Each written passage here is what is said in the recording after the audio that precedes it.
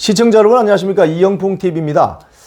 해병대 최상병 특검법이 지금 국회를 통과해서 대통령이 거부권 행사를 할 것이다, 이렇게 알려지고 있는데 지금 국민의힘 내부의 움직임이 심상치 않습니다. 오늘 안철수 의원이 자기는 재투표를 하게 되면, 그러니까 국회를 통과했잖아요.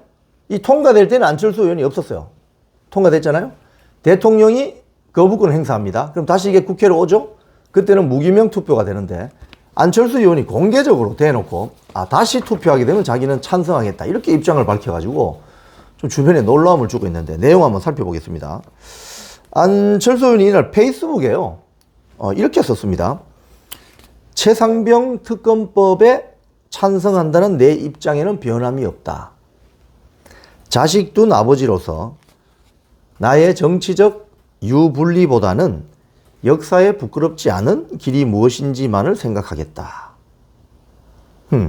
자, 그러면 28일 날, 그러니까 5월 28일 날 국회에서 재표결이 이루어지는데요. 대통령이 만약에 거부권 행사합니다. 그러면 그게 다시 돌아옵니다.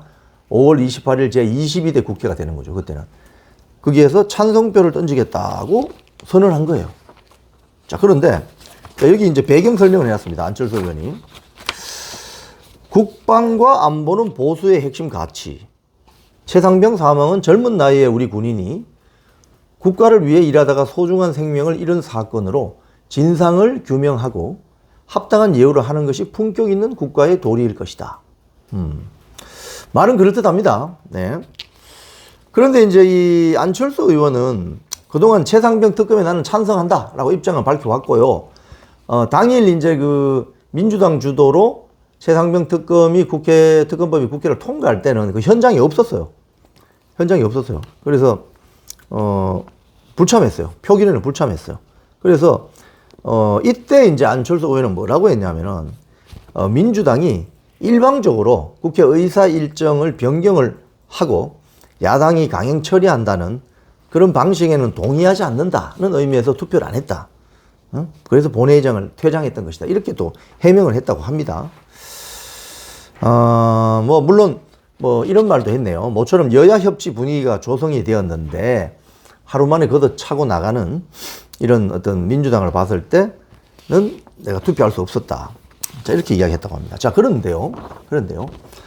이게 이제 대통령 거부권이 행사가 되어도 결국 또 재투표를 해서 국회로 돌아오게 됩니다. 그러면 아까 말씀드린 것처럼 5월 28일쯤에 국회에서 재투표를 하게 되거든요. 그러면 지금 국민의힘, 그러니까 범민주 계열이 192표잖아요. 192표. 그죠? 국민의힘이 108표잖아요. 그럼 여기에서, 보세요. 몇 명만 더 넘어가면 어떻게 되냐 하면은, 이게 지금 8표만 이탈이 되면, 22대 국회에서는요, 8명의 국민의힘 국회의원이 나도 그러면 안철수 의원처럼 쉽게 이야기하면은 최상병 특검법에 동의할 거야 해서 찬성표를 찍어버리면 이 특검법이 완전히 완성이 돼버리는 거예요. 대통령의 거부권 행사가 무력화됩니다. 자, 내용을 살펴보면, 지금 현재 같은 경우는, 295명이 모두 본회의에 참석하면 197명 이상의 찬성표가 필요한데, 지금 현재 이제 의석수가 민주당을 포함한 범야권이 180이고, 지금 현재요, 21대 국회 말하는 겁니다. 국민의힘은 113석인데, 여기서 17명이 저쪽으로 가버리면, 안철수 의원처럼 가버리면, 최상병 특검법에 대한 대통령 거부권이 무력화되고요. 그 다음에, 무소속 하영재 자유통일당 황보승 의원이 찬성표를 던지면 국민의힘에서 15명만 이탈해도 대통령의 거부권 행사가 무력화된다는 거예요. 참 큰일이네요. 자, 그 다음에 재의결시, 그러니까 이번에 특검법 통과되고 대통령이 거부권 행사했습니다. 그럼 다시 이게 국회로 옵니다. 그러면 이거 그때 국회는 22대 국회거든요. 자, 무기명 투표로 진행되는 점도 이탈표 양산으로 이어질 수 있다. 무기명이면은 그 외에 한 번씩 그 뉴스 영상 보시면은 국회의원들이 뭐 찬반 투표하면은 초록색으로 뜨거나 빨간색으로 뜨죠. 이름하고 따다닥 뜹니다. 그럼 누가 찬성했는지 누가 반대했는지 알 수 있어요. 기권은 누가 했는지. 그런데 무기명으로 하게 되면은 누가 찬성했는지 누가 반대했는지 알 수 없어요. 이제 이게 문제라는 거죠. 자, 그러면 이번에 특검법 표결이 있었을 때 국민의힘 의원 중에는 김웅 의원 같은 경우는 아예 대놓고 앉아서 찬성표를 찍었어요. 김웅 의원은. 자, 안철수 의원은 뭐 찬성한다고 입장만 밝히고 찍지는 않았지만, 자, 그리고 민주당 출신의 이상민 의원 등 있죠. 자, 그래서 이미 본인들 스스로 내 최상병 특검법에는 내 찬성하겠다 이런 입장을 밝힌 사람이 적지 않다는 거예요. 이게 문제라는 겁니다. 그래서 소속 정당의 당론과는 상관없이 자신의 의지로 찍는 거, 이 크로스 보팅이라고 합니다. 뭐 이렇게 늘어나게 되면 이거 어떻게 되느냐? 대통령 거부권이 무력화된다는 거예요. 자, 근데 조경태 의원은 뭐 이런 이야기를 했습니다. 조경태 의원도 찬성 의견을 뭐 개인적으로는 밝혔다고 해요. 그런데 조경태 의원은 이렇게 밝히기는 합니다. 재표결 과정에서 대통령 거부권이 무력화될 정도로 표가 나올지는 알 수가 없다.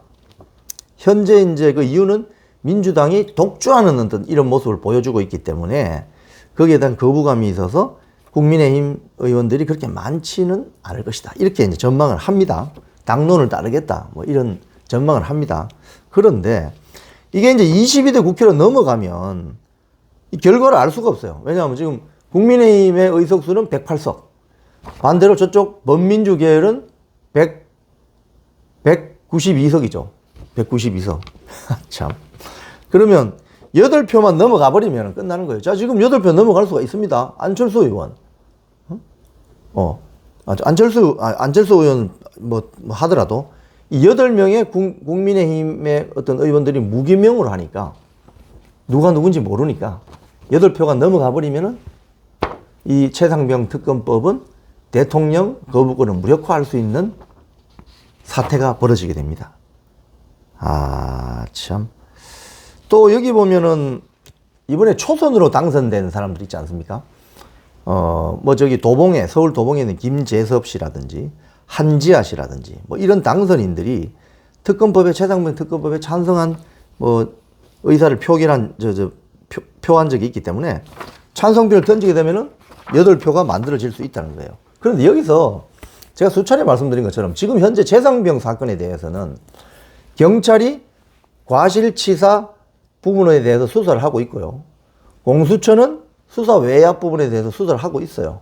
자, 그러면 경찰 수사나 공수처 수사를 왜 이 결과를 기다리지 못하느냐 이거예요. 그리고 안철수 의원이 지금 말하는 것처럼 안철수 의원이 말하는 이 부분이 저는 정치인으로서의 립 서비스다. 저는 이렇게 생각하는데 자식 둔 아버지로서 나의 정치적 유불리보다 역사에 부끄럽지 않은 길이 무엇인지만을 생각하겠다. 저도 자식 둔 아버지입니다. 둘 다 군대를 다녀왔습니다. 하지만 보수 우파 정당의 국회의원이라면 대한민국이 어떤 법 절차 또는 헌법이 규정하는 어떤 질서 있는 법 절차 이게 더 보수적인 가치에 합당하다고 생각해야죠.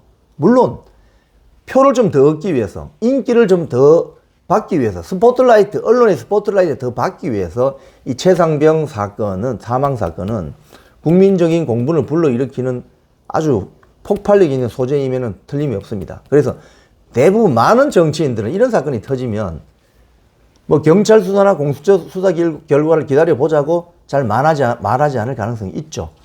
이 민주당의 어떤 입법 폭주로 거기에 휘말려 들어가는 국민의힘 국회의원들의 모습을 보면서 참으로 씁쓸하기 짝이 없습니다.